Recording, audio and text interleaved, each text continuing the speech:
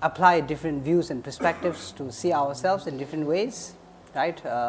And by seeing ourselves in different ways, then we tend to figure out different methods that work for personalized methods that work for us, what we are curious in, what our experiences are in the past, what we are learning to achieve, what we are learning to gain. These are the important questions you need to ask yourself, right? Just because a teacher comes and says enlightenment is important doesn't really mean that it will resonate to you, right? So, like we talked yesterday in regards to the 3 different keys, there's levels that we need to participate in regards to how we are going to approach. That will make the difference in our life. Key point is to be happy, have a, what do we say, good life, without any regrets, and to be as kind as possible, to be as patient as possible, and sorry, and I need the blessing, and to be able to utilize the time we have with this body, with this mind, with this what do we say, limitless capacity, and to make a strong impact when it comes to our spiritual growth. So, that is, I think, a very, very important key on the basic level to focus on, and we do what is necessary in order to do that. Okay? So, I think these are key methods for that. The second step I would say is on the method to practice. Just as we were talking earlier, the method to practice is to practice through joy. If there is no joy, then practice doesn't make much sense. It's like career, right? If there is no joy in the career that you are what we say, you are focusing on, then the career, your life becomes very hard, and that affects everything around you. It will affect your family, it will affect your relationship, it will affect your friends, it will affect your environment. It affects everything, and by that, then it affects the what we say, the quality of life that you experience, and we don't want that, right? We don't want that affected. The likelihood that you will be willing to open up more into what we say, the transmission of enlightenment, and the concept of enlightenment, and the concept of practice on that deeper level would be inconsistent with the, oh, thank you.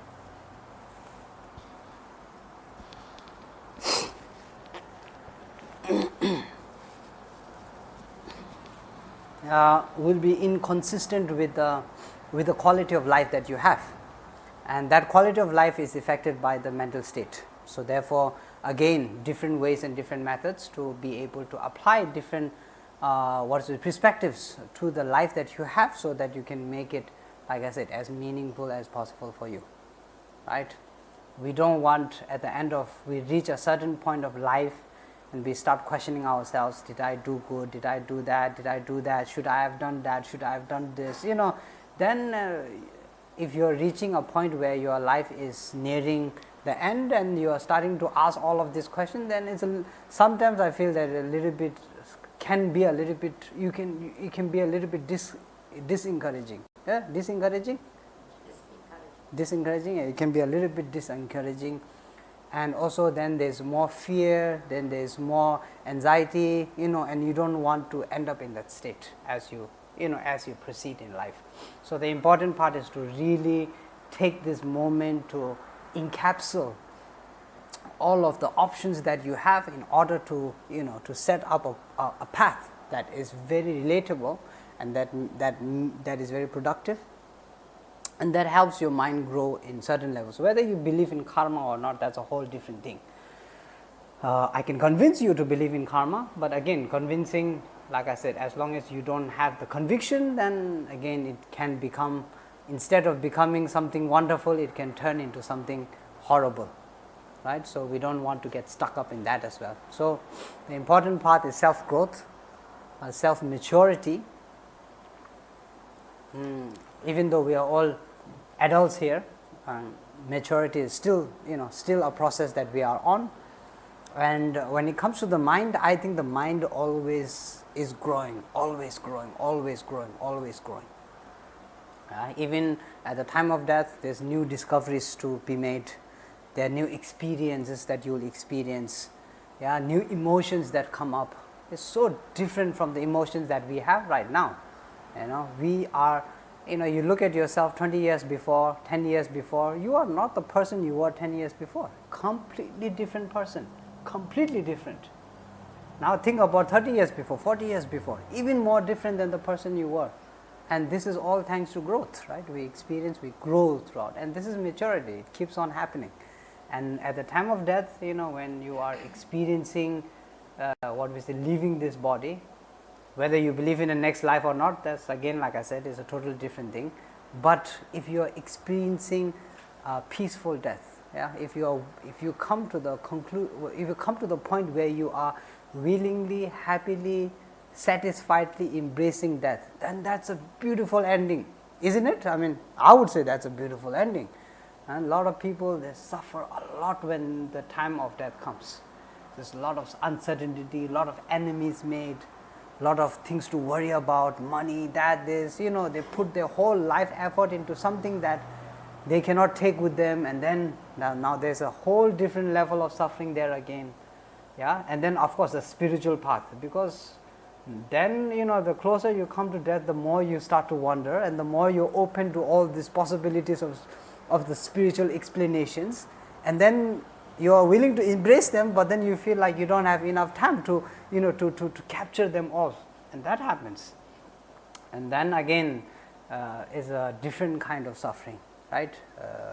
So we don't want to have that. We want to have a very meaningful, productive, a life that you have no regret, and to be at peace. Like I said, when the time comes to pass on and leave this body and embrace a new body, then you do it with joy, you do it with conviction, you do it with satisfaction, you do it happily. Then it's like I said, it's a very beautiful transition, no more problems. At the time of death, when there is fear, when there is uncertainty, when there is jealousy, when there is hatred, when there is anger and all of that, then it becomes very, very, very hard to deal with death. And I think a lot of we all experience this throughout our life. As we grow older and older and older, we experience that the fear of uncertainty is always lingering around somewhere, around us. And from time to time it hits us, and that time it becomes, we have a hard time breathing, we have a hard time concentrating, we have a hard time. So we don't want that. If everything is done, we say, right, if everything is done legally, then there is no fear. You don't have to fear anything. When you are doing illegal things, then we need to hide, we need to escape, we need to take measurements, and we need to do all of this, right? And that becomes a problem. So we don't want that kind of thing, right? So I think the main important part of this first section this morning is to have to concentrate and to have a better existence in that manner. Okay, so any questions in regards to this morning's discussion? It was only me talking, but I'm going to call it a discussion.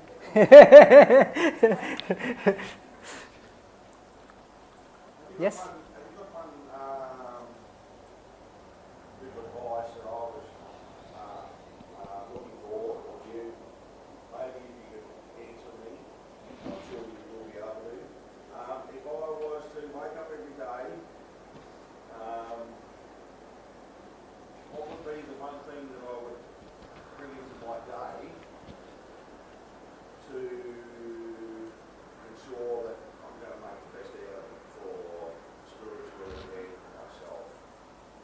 First thing, every day.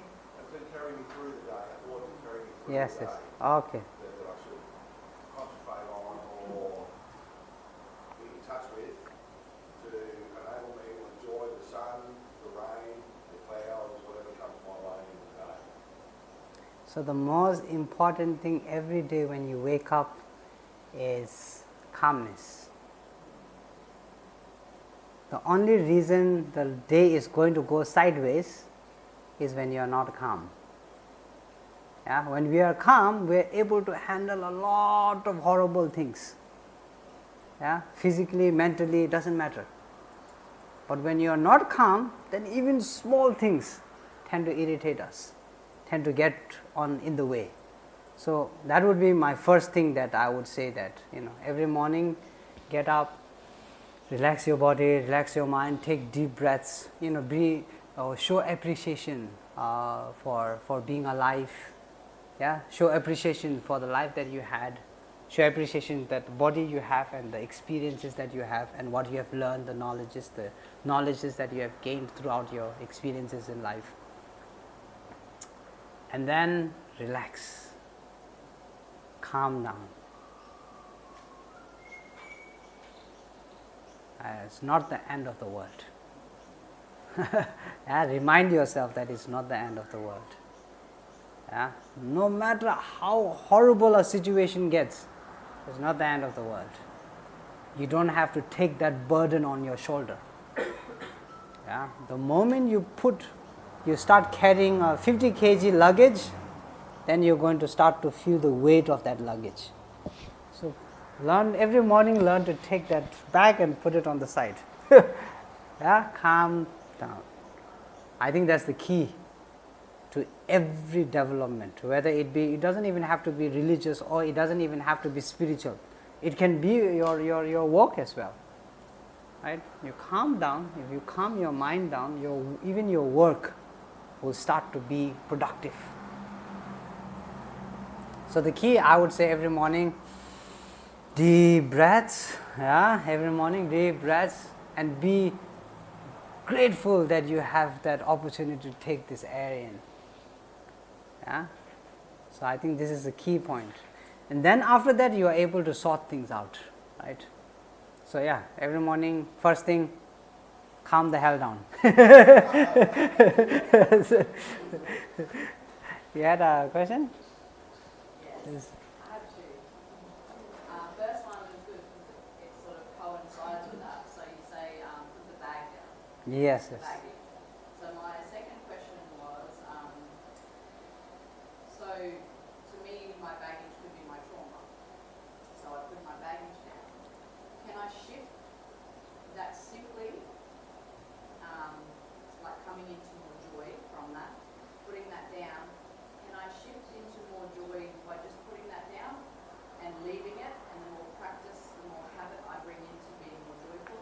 Will that bag slowly dwindle away? Do I have to come back and visit that bag? Okay.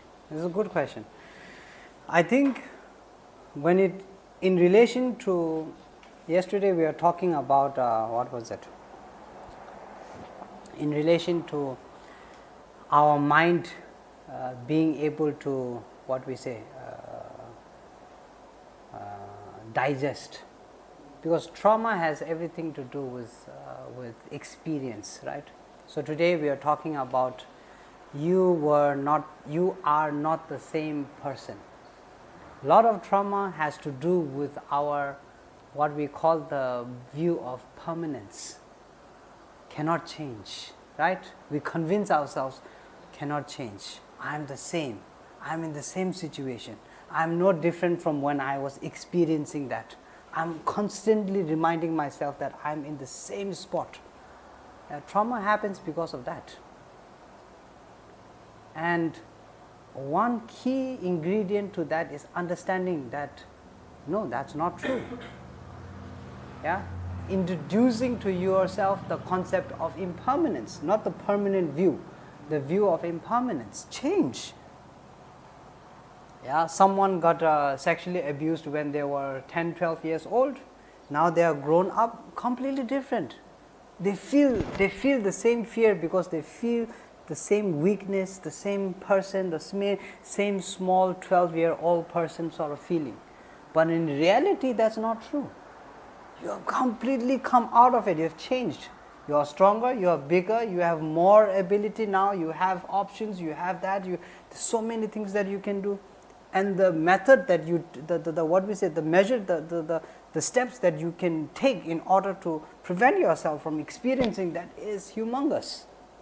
Mentally, we are more aware, more resilient, more productive, more knowledge. Yeah, there's more wisdom. Physical growth, there's bigger, there's stronger, there's all of that as well. So you cannot cling to the same situation. That's one thing you need to remind yourself that. Then the second thing, like I said, application of the concept of the view of impermanence, change. Yeah, you need to realize that you have this mind that you can use to incorporate anything you want to, literally anything. The mind is so amazingly strong that if you convince it, it's willing to cut yourself up to pieces and still it wouldn't budge. You have people who have so strong faith in certain people when they say, oh, this is what we call terrorism, right? Terrorism, yeah. So you look at terrorism, the concept of terrorism, when a lot of people, they wear, what is it? Bomb. They wear bombs. They're willing to sacrifice themselves because of their mind. It's the belief system.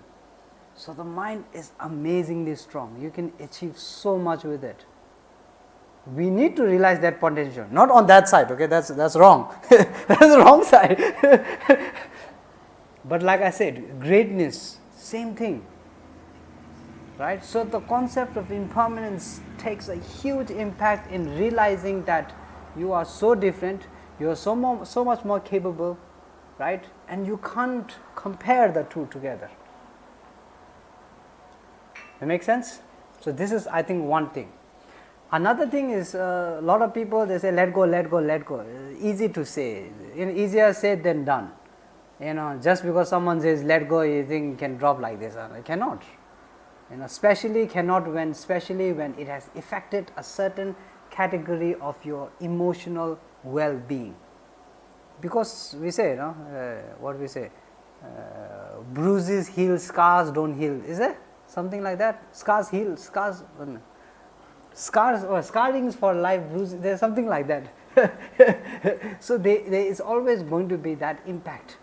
But how you deal with it is going to be the way to, what we say, come out of it as well. Right? Yeah, you have a scar here, and now if you say, oh, my hand looks horrible, my hand is useless now because it looks disgusting, it looks that, it looks this because of the scarring there. It's a perspective you look at it, and it's the perspective that you apply, and then that perspective becomes reality. So now you are hiding your hand from everyone around you. Then other people, they are more confident, they are more willing to explore different possibilities and different opportunities and different that and different this is. And some people, they make beautiful art out of the scars. They create a tattoo, they tattoo the scar and it looks completely different now. Now they are more proud of showing it off rather than hiding it. You see, so it's the perspective. Yeah, so the second concept is working with the perspective. It's not about letting go. Once you have worked with the perspective and you build up your confidence, you build up your self-worth, you build up your, you show yourself that you are different, you are more energetic, you are more powerful, you are more capable, you are that, you are this. After you have that realization deep inside you, then you don't have to drop it off. It disappears by itself. It fades away. So I think this is a more reasonable method of healing. Then some people, because the trauma is so strong, then they require medical or maybe not even medical, they require drugs and alcohols to take care of that. Then that just keeps it's like we in Tibetan we say mala zachua, which means you have a wound, you put salt on the wound, salting the wound. Yeah, so it's similar to that. It just creates the wound just keeps on growing and growing and growing and growing. You think you are working with it because it does give you relief, but the relief is not. It's not what we say complete heal. No, it's just relief because your focus is shifted on something else, or because you are diluting the ability to conceive things. And that can get worse and worse and worse. So that option always out of the door, always kick out of the door that option. Then another thing when it comes to growth, again the same concept, looking at your mind like your own child. You need to be kind. You want to grow out of a problem, you need to be kind to yourself. If you are pushing yourself, beating yourself up, harming yourself, kicking yourself, shouting at yourself, blaming yourself, how are you going to grow out of it? You cannot. Right? So the third method and implementation would be to implement the concept of learning to love yourself. Completely different from ego and self-cherishing, right? Some people, they mix these two up. And they say, but isn't that me developing ego and me becoming self-cherishing? If you need ego and self-cherishing in order to heal yourself, then use it. This is why I said it's personalized. Practice is personalized. If ego is useful, you use it. Bodhisattvas, if you learn the path of the bodhisattvas learn to use desire and attachment and anger to their benefit, to their practice. They really do. You study the path of the bodhisattvas, they actually do that. So it's about being wise, right? It's about learning to balance wisdom and method. Wisdom comes in understanding anger and using anger to achieve something that is beneficial. Method comes from looking at anger, understanding anger, and picking anger to pieces, small, diluting basically. Diluting, yeah. If I put ink in this water, maybe 5 drops of ink in this water, blue ink, this water turns into blue color, right? But then I start adding more and more water, it gets diluted. So these are two different concepts, right? So I think I would suggest working with these two different concepts, especially in regards to trauma. I think understanding your potential is extremely important, and that comes from understanding the potential of the expansion of the mind, the energy that you have, the energy that is surrounded by you.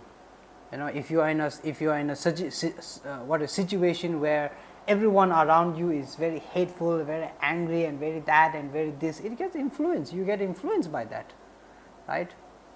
The method is not to go into that influence. The method is to get out of that influence. Step out of it. Yeah. So I don't know if that helps, but something like that. Make sense? Yes, definitely. So you mentioned about I work with children, and I had a child at 16, and I have a few children, and I work with children, always chosen to be with children. Now you brought up something interesting, where you said it's easier to be kinder and more compassionate to children than adults. Yes. I believe that. I Yes. prefer to be with children. Yes. Because of that genuine Yes. love and joy. Yes. So that keeps me there too. But is that a weakness of mine? Is that my challenge to be around more adults? No. It's a strength. Or if that is, you know what I mean? Yes, it's a strength. I think it's a strength. I wouldn't say it's a weakness. The reason I say it's a strength is because you're able to love. That's what matters. Doesn't matter if it's a dog, if it's a cat, if it's a human being, if it's a children, doesn't matter. As long as you are able to love, then you know that you are able to expand that love.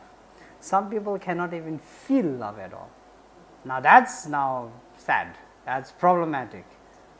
And this one you can use, like I said, love is developed. It's a character. It's similar to a character developed. It's a habit that you can develop. Yeah, we talked about anger being a habit that you can develop. Yeah, consistency. Anger starts to grow and grow and grow. So similarly, love is exactly the same thing. As long as you have an object to focus on, to build that, That's good enough. I think that's fantastic. And you grow from there. Requirement is there. You love all mother sentient beings. Like I said, that's why I said there are different levels in building up. It's similar to what we say school, right? In school you start from class 1, you don't go to class 10 immediately, right? So development works on that work as well, exactly the same. So as long as you have an object where you can genuinely, sincerely, unconditionally feel that care and love, fantastic. You develop on that, you work on that, you keep on doing that, and it starts to grow slowly. Yeah, don't put too much expectation on yourself. Just enjoy doing what you are doing. Just enjoy loving, expressing the genuine, sincere, unconditional love that you love doing right there with the object that you have in right front of you. Just enjoy doing that, and I tell you, slowly, it grows. Okay.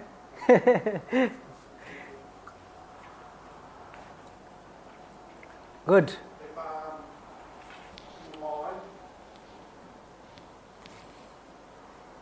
happiness, and not so happiness,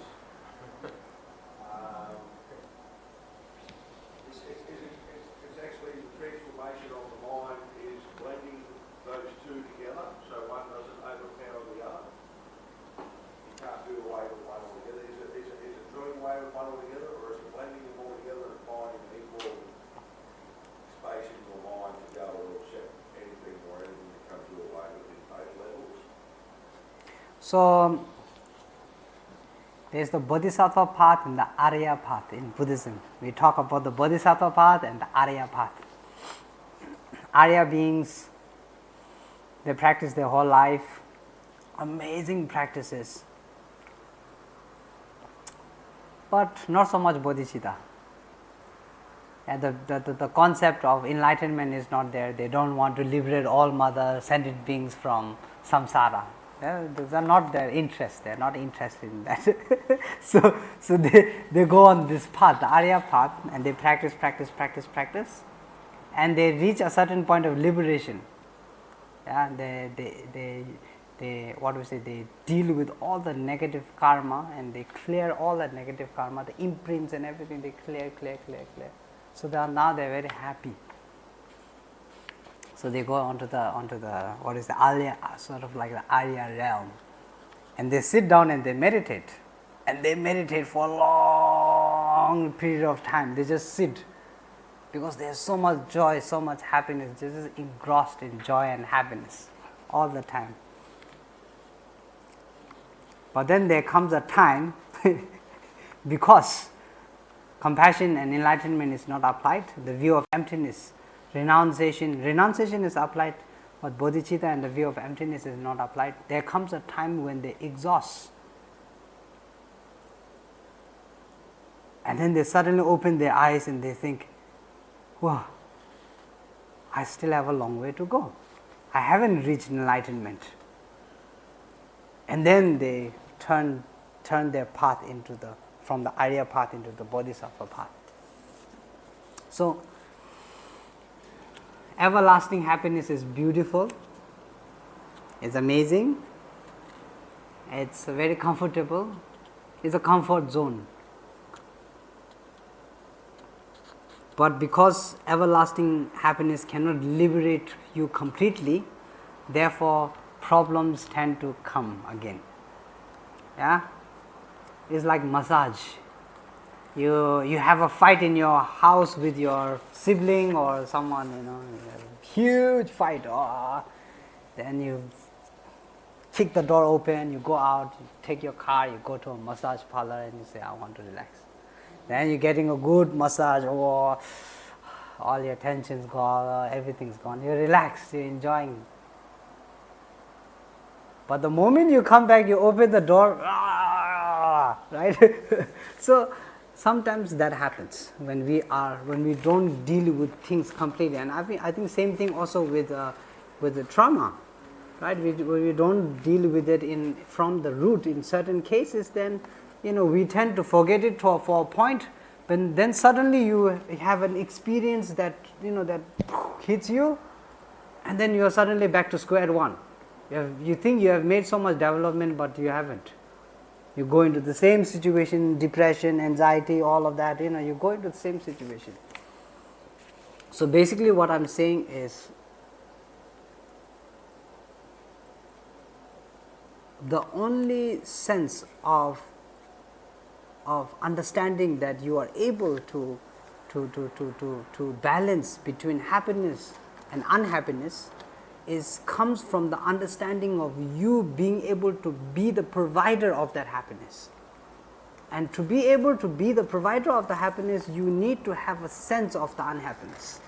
Even though you are not experiencing it, you need to have a sense of it. Yeah, you need to see suffering, you need to see validation in others, other suffering. You need to see validation in the reality of samsara. Then comes, oh, I am willing to put the effort. So that makes a difference. So balance is important, and the balance, I think, is between your happiness and other suffering. Instead of saying happiness and suffering, I am trying to balance happiness and unhappiness within me. That doesn't make much sense. I think it's you achieving happiness and seeing others' unhappiness, and then now trying to find a way in between that so you can work. Make sense? So something like that.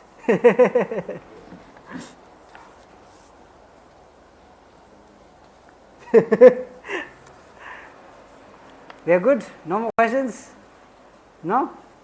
You sure you don't have any questions? So it's not about the morning thing, it's just my question. Yes. I used to do, I do it now as well, but I used to do a lot of meditation before. And there comes a point that a lot of memories comes into my mind, like that I can't even close my eyes anymore. Like I used to do maybe 3-4 hours meditation and stay there because I used to like it, I was enjoying it. Yes. Some of the events or memories comes into my mind that even now I can't remember that, but then at that time I can't even close my eyes and sit on that meditation. Why is that? I think it depends. Like when you say memories, is it traumatic memories? Is it experiential memories? Is it just thoughts? Is it like? It is more like a thought. Okay, so basic. It has happened, but I don't remember it now. But when I go deeper and deeper, like like things come into your mind, a lot of memories, and I just let it go again. Other thoughts come into your mind, and I let it go. But some of the things, it's like I can't let go. I have to open my eyes and then walk out of it. Okay. So that makes me not to meditate. Like I can't even sit on that position to meditate again. So I think what you are talking about is single pointed concentration meditation, right? So that means you are trying to get your mind to concentrate on something, and then it gets distracted. Is that what you mean? Okay. So I think this is again a nature of the mind, because you have a chip up here that has limitless, what do we say, limitless space in it, right? So many things in it, and as you grow older, you're adding more and more things. Now you have family pressure, you have work pressure, you have money pressure. While you are younger, you have less of that, right? So as you grow old, so the pressure starts to grow. Now after that, you get a wife, and then now or a husband, and then more pressure grows, and then you have a kid, and then more pressure grows. So the pressure just keeps on piling up, and this is why we cannot keep focus. This is why focus changes. Yeah. One thing I would say is not about understanding or letting go of those pressures. I think it's more to do with learning a systematic way that your mind can deal with the pressures, with the distractions, or you can, whatever you want to call it. Some people don't want to call it distractions, because a lot of these thoughts that come up are very important, like financial, for example. I'm sitting here, let's say I have a financial problem, and I'm sitting here and I'm trying to concentrate, concentrate on the glass. focus, building my concentration on the class. It's single pointed concentration. A lot of people, they concentrate on the light or on the breath, things like that. Yeah, we do that. So the concentration part you are trying to do, and then suddenly comes your mind goes and you wanders around, and then somehow it holds on to the financial part, and then it hits you, right? So when you get hit, then all of the potential, what we say, potential upcoming problems that you could experience. Now those things, because our minds are very analytical, we like to analyze things, yeah, because we want safety, we want what is the word, security, we want that. So our mind is very analytical in order to gain those things.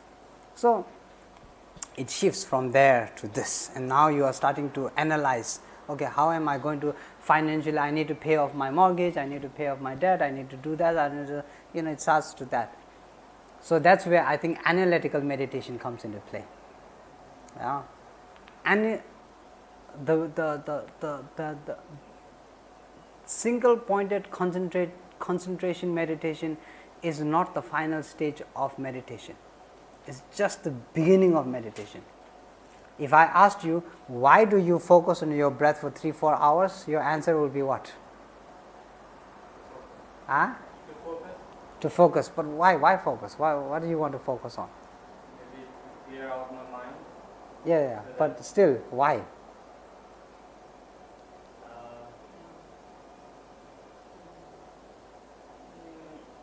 The main aim of doing meditation is to be good in society, like. Well, meditation doesn't equal good in society. You could be a very good. I have a bad behavior, and then I have a lot of bad things. Yeah, but how does but like? If I'm doing meditation, then maybe I'm calming my mind and I'm thinking more positive. Okay, way, good point. And so that it helps me in looking good things instead of just doing bad things. So that's how I approach my, like in the first place I went for meditation is that thing, like, so that I can see more good things. Because if I have to say, like I have, like right now I'm 28 years old, and I have been taught or I have been habitualized to see, like if somebody is giving you, you give them back. Yes. My mother also told me, like whatever you other give you, you give them back. Yes. But I have been so attached to it that I see everything, like if you help me, I help you. Yes. If you don't help me, I don't help you. Yes. But I have come out of saying that I have to help even though they don't help me. Yes. But I help them 2 times, 3 times, 4 times, but if I don't get anything back, I start to shift, like I can't do it. Like Yes. I can't force myself to help. Exactly. So It's a good point. The thought was that I'm doing meditation so that I can help unconditionally. Not Okay. like in a condition where that, oh, they are helping me, so I'm helping. So one good point was calming your mind, right? It works because when you are calm, you are able to process things. So that's good. Now the second thing is, how does concentrating on your breath help with you being able to give back to people? What does your breath have to do with giving back to people? Do you see the link there? It's also more about like I study, and we hear that if you meditate, you can remember things properly, you can do work. That's the key. Okay, now you are getting it. Good. So that's the key. Yeah. The whole reason for meditation, single pointed concentrative meditation, is to develop your ability to concentrate on things you are working on.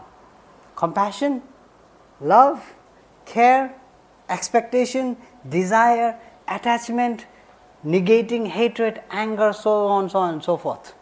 These are all issues that we have. So single pointed concentration meditation is not to sit down and breathe the whole time, is to develop your ability to focus on one thing and work with that. So the next step of single pointed concentration is, once you have developed your ability to focus on something, now what do? You focus on something. So now when something comes up, you focus on it. Yeah, if your attachment comes up, then you focus on your attachment. You think about your attachment. That's called analytical meditation. second step of meditation, right? The whole reason for your single pointed concentration meditation was to gain your ability to focus on the second meditation, which is what do you say, analytical meditation. So now what you do is now a thought comes up, let's say your financial thought comes up. Now you're completely able to focus on your financial, to work with your financial thoughts, and you don't get distracted. So that's the concept. So everything that comes up during a single pointed concentration meditation is something that you need to work on. Does that make sense? It's something that you need to work on. If you don't have enough love, then the thought of love will come up. So you start to think, okay, why should I love people? If I'm giving to her every day and she's not giving back to me, why should I give it to her?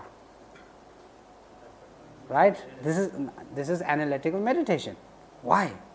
Seeing a point to give her, like I said, conviction. To gain conviction, you do analytical meditation. Reason and logic, through the application of the teachings of Dharma or the methods, what you analyze is you analyze concepts. And in the wider picture, sometimes we see people and we see ourselves and we see samsara.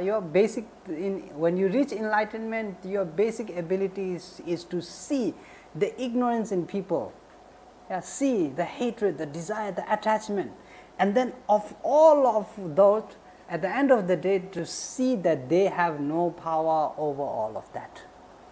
That they are beings who need a lot of care and love to be able to see that they have that ability. If the only reason, our willingness to help a child and have a dog is because they're pretty much helpless in so many forms. And this is the reason. You need to see the helplessness in others. Now, if I see, she's incapable of doing that, he's incapable of doing that, he doesn't have this quality, he doesn't have this ability, he can't see his own anger, he can't control his desire, he can't control his ignorance, he can't control his attachment, and then you start to feel, what do we say, empathy? Is empathy a good word or a bad word? Empathy, yeah? You start to empathize. You start to feel that this person, even though he's dressing well and he looks good and he tries to show off, at the end of the day, a lot of old people, a lot of elder experienced people see this in younger people when they are, what do we say, showing off their wealth and all of that. So what? Right? This is the concept. Because they feel empathize, they empathize with it. No point, it doesn't make sense, sort of thing. So to see samsara in a person, you will start to feel empathy for them. No matter how badly they treat you, you look at them and you feel, oh, poor person. He has no control over his mind, her mind. It's like a crazy guy. If there's a mad person on the road walking naked, you either laugh at that person or you empathize with that person, right? Because you feel, oh, that person is mentally unstable, he doesn't have the capability of figuring out, and even though there's so many different options he has, he just doesn't have the ability to see those options. So something like that. You see, now you're turning the table. You're using what's coming into your mind and refining it and working towards your practice. And that's, I think, the core reason to why single pointed concentrative meditation. Make sense? So working on these things is important. When a thought comes, then you say, why is the thought coming? For what reason? What's the benefit of the thought? If you don't see the benefit, then letting go of the thought becomes easier. If you see the benefit of this thought, now you again go a little bit deeper, you dissect that benefit and you say, okay, in which way is it benefiting? Is it benefiting me? Is it benefiting others?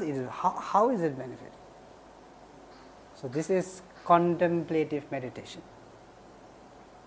So I have to change my meditation. Yes, you outgrow, right? 4 hours is a long time. I don't think a lot of people can concentrate on a single thing for 4 hours, 3 hours. So, if you have that ability, then it's time to move forward. Use that ability to concentrate on 4 hours. If you have that ability, then use it to refine whatever we talked this morning. Refine your mind. Look deep inside your mind. Configure it. Understand the true nature of your mind. Configure it. Learn to tweak it. What is useful? What isn't useful? How is it useful? How is it not useful? How can I apply pressure here? What does it do if I apply pressure here? What happens when I pull it? You see? So it's more like an experiment, like an internal experiment. And I think this is the second step. Yeah, we talk about love, we talk about compassion. Why? Why is it so important? Well, if you're rich and you're wealthy and you don't have anything to worry about, then why would you want to love? It's a good question. Conviction comes from there. And like I said, without conviction, practice doesn't come. If you're not convinced to practice love, then love wouldn't make sense to you at all. So try to find that conviction. Analyze it. Yeah, use that opportunity to analyze your thoughts, your mind, who you are, what your values are, what you want to achieve. And then you start to tweak your, your process towards it.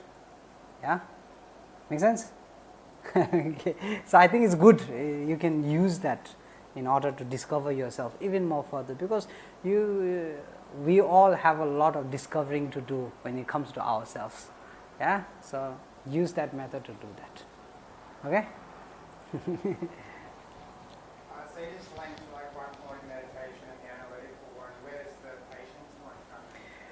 Patience one is throughout your whole life. From morning, the time you get up, to the time you sleep. Patience. I think patience, that's why patience is not, generally is not categorized in only certain, certain teachings or certain approaches of the Dharma, the applications of the patience of meditation. Patient meditation is specified, generally is not specified, and the reason behind it is because it's an application that you need to every time and consistently. Yeah, the moment the sea starts to shake a little bit, then you need to learn to calm it down.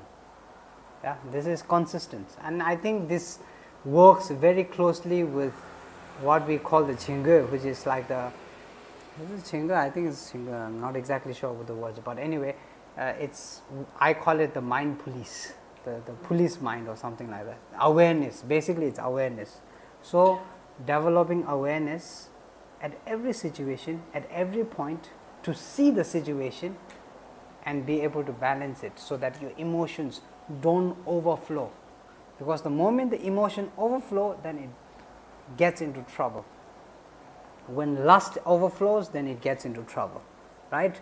When hatred overflows,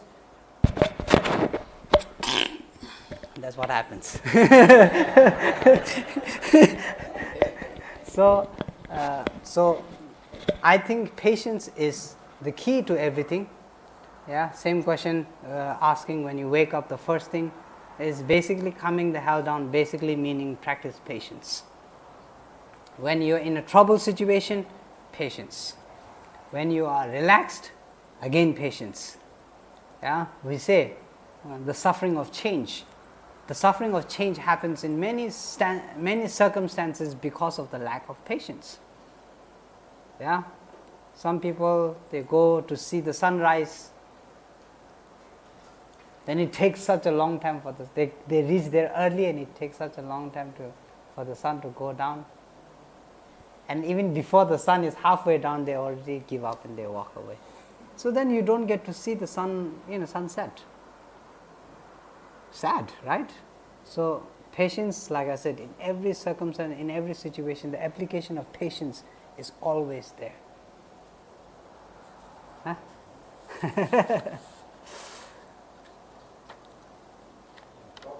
One for you. Through my journey,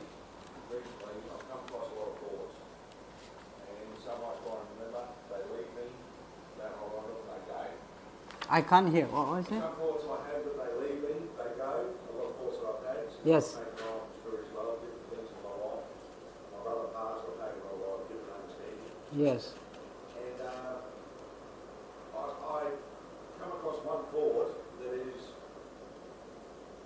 the one thought that you can change somebody's life with that coexists without bringing anything else into it.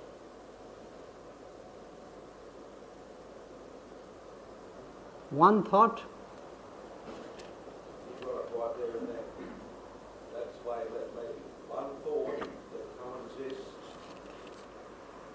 purely without any nature or bringing anything else into it that can change somebody's life and it can change somebody's day.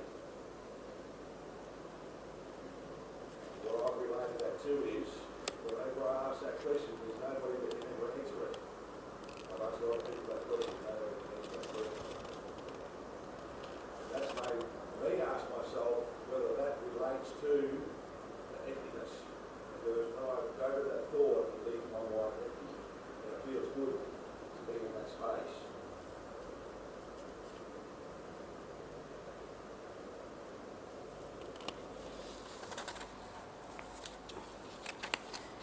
The view of emptiness, I think we will go much more in detail tomorrow. I just want to put that thought out there because if you ask yourselves that question, is there one thought that I can change that comes just, I'm not bringing a smile, I'm not bringing one thought that comes just slowly and so. Do I have that answer by asking that question? Is that an answer to your question? I didn't really understand. Did you understand? I didn't really understand the question. The question is, can anybody or yourself change somebody's life today, right here, right now, for the rest of their life, with one actual thought that coexists without bringing anything else into it? Anything else? Anything external into that thought? You're saying is there one thought that gives you enlightenment or helps you towards enlightenment? Or No, he is talking about one thought that has such an impact on people that changes their life. Is that it? Yeah, one thought. Without bringing anything that Without any other without context. any other context. Yeah. The people, like, I think he's saying, like, the one thing that's true for every person, regardless of context. The problem here is you can have a thought. The problem is the other person. Yeah? We say to make a clap, you need two hands. Right? Me only going like this, not going to make any sound. Right? So similarly, to impact someone, the other person also has to approach. The impact, the difference, the change is here, it's happening here in the middle. Would they have to be ready to hear? That's the key point. So there are things that people need to be ready to hear, there are things that people need to be ready to learn, there are things that people actually need to experience, like suffering. Without experience of suffering, if I came and I said, oh yeah, there is so much suffering and this and that and this, it will make no difference. So there comes experience, knowledge, wisdom from one side, experience, knowledge, wisdom from the other side to make an impact. Yeah? So I think that's what I'm saying. They can be one thought, and I think most of the thoughts in the philosophy that Buddha taught, amazing. Just think about the concept generosity, how amazing that concept is. Genuine, sincere, unconditional giving. Your ability to give as much as you can without a second thought, without effort, with so much joy. Wow, it's a powerful thought. Buddha, or people without any thought,